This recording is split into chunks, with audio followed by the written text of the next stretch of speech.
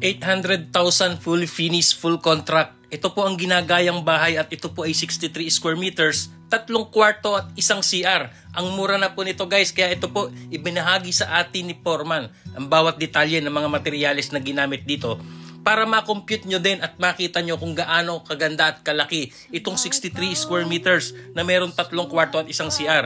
Kaya ito nga po isisiya sa atin natin at iisa-isahin ang bawat detalye nito at para mapagkumparahan nyo sa inyong pagpapagawa ng bahay. At if ever na interesado kayo makausap si Foreman, nasa dulo po ng video ang kanyang FB at number, pwede nyo po siyang i-directang i-message or mag-comment ko po kayo dito at siya'y sasagot sa inyo. Kaya guys, ito po talakayin at pag-usapan na agad natin yan. So guys, ayon po sa details ni Foreman, na ang sukat po ng bahay na ito ay 21 feet by 33 feet. And then guys, kinonvert po natin ito by the meters at lumalabas na 6.3 meters by 9.9 meters. In total of 63 almost square meters. Yan. Napakaganda po ng bahay na to guys. Makikita nyo pag fully finished na. Gayang-gaya po nung kanilang perspective house. So ito po, tuloy tayo. Ito po ay may 3 kwarto at 1 CR. Maaliwalas na kitchen and dining area, sala, at meron din po itong terrace. And take note guys, napakaganda po ang PVC ceiling panel. Nakikita natin, napakaganda. And then ito nga, pag-uusapan naman natin na susunod, ang bawat nagamit na materyales dito sa structural, kagaya ng mga hollow blocks, simento, bakal. And then isasabay na rin natin yung mga nagamit na yero. Yan, yung mga bakal, sa kisame kung ilang PVC ceiling panel ang ginamit. Kaya ito po, pakinggan nyo mabuti at ilista nyo para makita nyo po. Dahil nga ito totoong 800,000 fully finished, full contract, labor and materials na po yan. So ito po guys, umpisahan na natin yan. So ayon po sa details ni Foreman, ang nagamit pong mga hollow blocks dito sa ganitong bahay na sukat na 63 square meters na may 3 kwarto, ito po ay umubos daw siya dito ng 1,700 pirasong hollow blocks. Yan, kabuuan ng bahay na yan. And then guys, sa semento naman, lahat-lahat, ay umubos po siya dito ng 300 bag na semento. And then guys, sa mga bakal naman po ay gumamit siya dito ng 12mm at 10mm. Ayon kay Foreman, yung 12mm po ang nagamit niya dito ay 50 piraso, 50 piraso. And then sa 10mm naman ay 200 piraso. Kaya lahat po ay 250 na bakal, 10mm at 12mm po ang ginamit dito. At kaya nga guys, nakikita nyo, nag-i-skim coat na. At meron din po silang kinabit na insulator dito sa kanilang bubong para hindi siya masyadong mainit. And then guys, nagpo-floor tiles na rin at yan naman ating pag-uusapan. Ito nga guys, ayon sa details ni Foreman. About po dito sa mga floor tiles na yan na nakikita natin na ginagawa na yan, ang sukat po niya ay 60 by 60. Kabuuan ng bahay ay umubos po ito ng 280 pirasong tiles na sukat na 60 by 60. So ayan po guys, nakikita natin, unti-unti na nabubuo at napipinturahan at nakikita nga natin, napakaganda, kamukha na siya halos nung kanilang perspective house.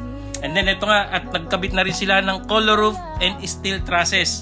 Yan po ang ginamit at ayon nga kay Foreman, dito po sa color roof ay 6.3 meters ang haba niya.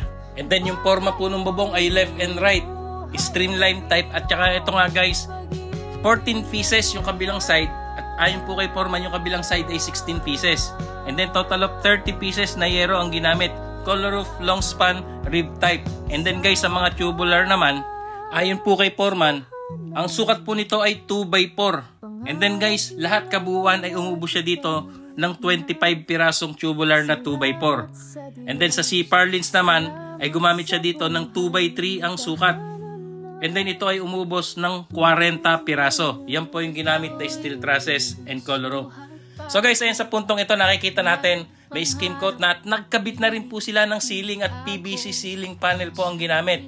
And then yung hamba po, galvanized, kaya siguraduhin walang anay na makakapasok at mangangambang puro anay na loob, at kaya sinigurado ito at yan na nga ang nauusong ginagamit ngayon, ang galvanized na hamba. And then guys, ito na nga, makikita natin kung ilan po ang ginamit na ceiling. So about sa ceiling po, ayon po kay Foreman, ito, ilista nyo ha. Gumamit po siya dito ng PVC ceiling panel. At kabuuan po ng bahay na yan, lahat-lahat, ay 95 piraso na PVC. And then, gumamit po siya dito ng metal paring na 60 piraso. Ayan, etc. Hindi na rin po nabanggit yung mga ibang miscellaneous. At yan na po, makikita nyo, napakaganda na po ng itsura ng bahay. Ayan, sa halagang 800,000, full finish po yan guys, full contract, labor and materials na po yan. And then sa mga pintuan naman, ayon kay Foreman, ito po, 6 na pirasong pintuan, kabuuan ng bahay at 4,500 po ang bawat isa. And then kabuuan, 27,000 ang nagastos dito sa mga pintuan pa lamang. And then guys, about naman sa mga bintana. Ayan, iba't ibang klaseng bintana po ito. Total lahat 9 na piraso at ayon kay Foreman, ito po ay nagkakahalaga lahat 34,200 pesos. And then guys, about naman sa electrical, ayan nakikita natin may mga abang na pong wirings dyan, etc. Flags. Lahat-lahat po ayon kay Foreman, estimated 30,000 po ang nagastos dito sa electrical lamang. So ayun nga guys, tunay ngang napakasarap ng feeling ni owner na nakikita nilang buong-buo na ang kanyang bahay na nakita sa perspective house. From reality ay halos pagkamukha na nga po at eto na nga ang unti ng finishing at nakikita na kung saan napunta ang kanyang pinaghirapang pera na ito nga dahil sa kanilang pagsusumikap, ang dating pangarap lamang nilang bahay noon, eto na nga at naisa totoong buhay at naisa katuparan na ngayon. So guys, ito na po yung full video house tour. Makikita natin kung gaano kaganda at kaaliwalas itong 63 square meters na may 3 kwarto at 1 CR. At yan na nga po ang halagang 800,000 full finish, full contract, labor and materials. Ayun nga po, napakaganda at sulit na sulit na. So after nyo pong mapanood nito at saka po kayo mag-comment kung ito po ba ay worth it sa 800,000 or mahal. Kaya yan po, pero para sa akin, solid na po ito, na napakamura na po ito at worth it na po sa 800,000. Ito po, panoorin natin ang full video house tour at siyasatin natin mabuti. Sa bawat pawis, luha at pagod, may pangarap na pilit tinatago. Sa ilalim ng buwan, taimtim ang dasalan na sana'y may bahay kaming matatawag. Lumipas ang taon, di bumitaw kahit gaano kahirap ang daan. Ngayon'y nandito na, puso'y lumigaya, may tahanan ng uwian. Sa wakas,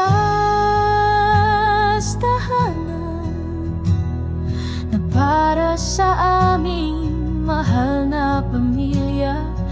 Bawat pader, bawat dingding, may kwento ng sakripisyo at pag-ibig. Sa wakas, tahanan, pangarap na ngayon'y natupad na. Salamat sa Diyos, salamat sa buhay, may tahanan na payapa.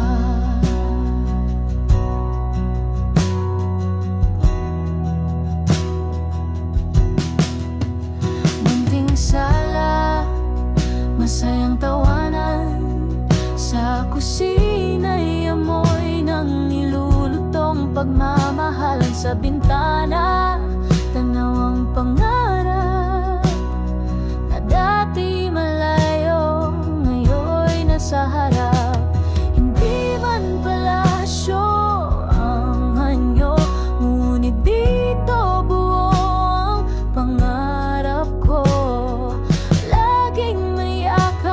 Laging may ngiti, dito kami laging sabay-sabay. Sa wakas,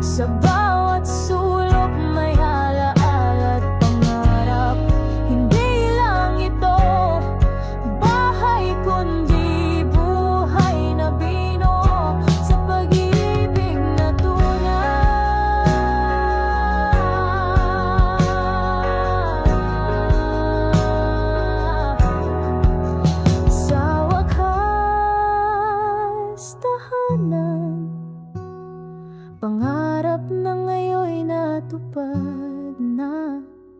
Salamat sa Diyos, salamat sa buhay, may tahanan